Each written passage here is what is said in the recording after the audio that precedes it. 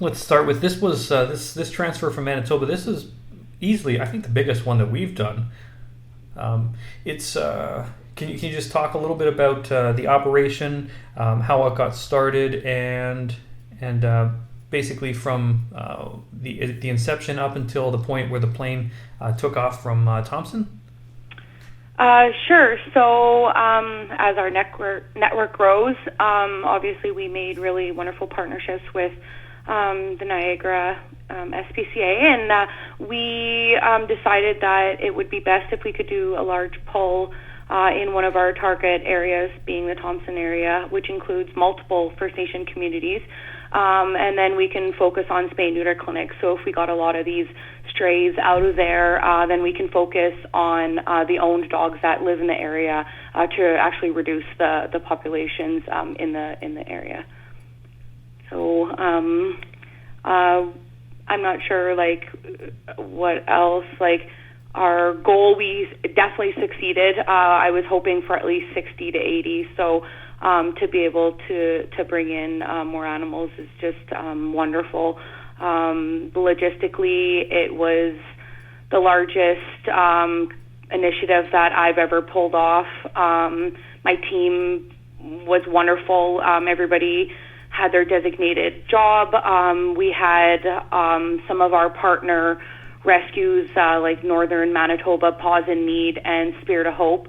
Those are two of the rescue groups that we decided to come together because they know the area as well, and we were able to break off into 3 separate teams to go to Split Lake, South Indian Lake, and Nelson House, which then in turn made it easier to bring them all back in one day, have them stay overnight in Thompson at a community hall and the Thompson Humane Society, and then the next day we were able to load them back in appropriate kennels and get them to the airport, to North Star Air.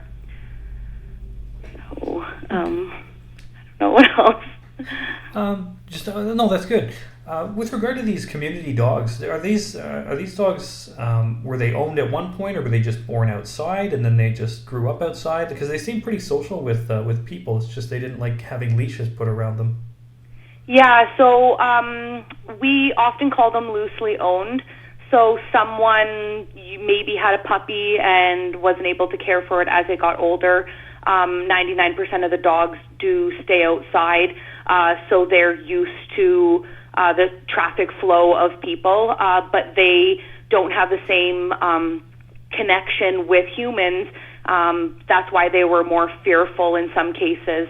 But quite often, there's somebody that loves dogs in the community that care for this animal, gave it regular food, which then we're able to befriend it. So that's again why we are so successful, is because these community members who live there that know the dogs were able to identify strays or unwanted in the community, or some of the problem dogs that needed to get out of the area. And then our focus was not to take people's owned dogs. We provided collars and leashes and some dog food for the owners that we've known for years now. And these the community dogs, what are what are some of the benefits? Is there any benefit to these dogs? I heard something about warding off like wolves and stuff. I don't know where I heard that. Is there anything that these dogs, like, do they perform any kind of function within those communities? Well, I think companionship is probably the number one, just like any animal that's around. But yeah, there's definitely a barrier between these dogs and wildlife, like the wolves and coyotes, mainly because they do step in, but also the problem is that they also bring in wildlife too, which then can result in rabies and other things like that, especially when family pets are mauled by these wolves. Because if a dog is tied up in a backyard overnight, there's definitely a cause for concern. But the barking is usually the biggest warning system for these community members. Okay, and Is there any obviously the trust issue between the dogs and people? Once you try to loop something around them, that's obviously a little bit of a hurdle. Are there any other kinds of challenges that you face with regard to rounding up these dogs or deciding which ones you can get? And basically, what are the most significant challenges with regard to rounding up and transporting out? I think logistics and just the actual monetary aspect. Our crew that do these rescue runs naturally give off a very calming feeling for these dogs, so we don't have many issues with 90% of them coming to us, especially little puppies. They are desperate for love, and but I think the biggest challenges for a group, especially someone like myself in my small group, where we're all volunteers and have no outside funding other than private donations. I think that's where our struggle is. It's definitely not the dogs. They're ready to be loved and brought inside. Same with the community members. They're really great for identifying which dogs are not wanted and that need to be removed or that are at risk of being ran over or shot. And with regard to your organization, what kind of changes have you seen since your inception up to today? Well, we're being asked back by chief and councils, which is a great feeling. Some of the communities that we targeted 3-4 years ago don't have any strays in the community. They still have dogs roaming, but they all are owned. So getting all the strays out of there, that alleviates a lot of this unnecessary suffering.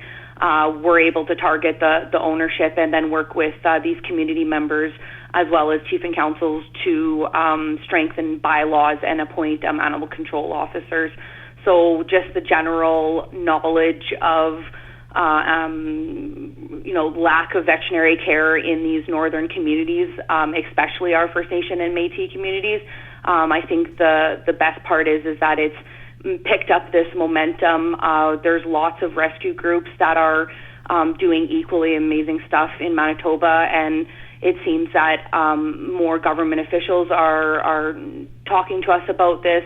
Large SPCAs and organizations that have funding and access to remote veterinaries, all these clinics and stuff that are starting to reach out to us is something that I never thought, 7 years ago going into this, that we would even be here, because we often feel alone, and there's a small group of us that have kind of paved the way for animal welfare in Manitoba.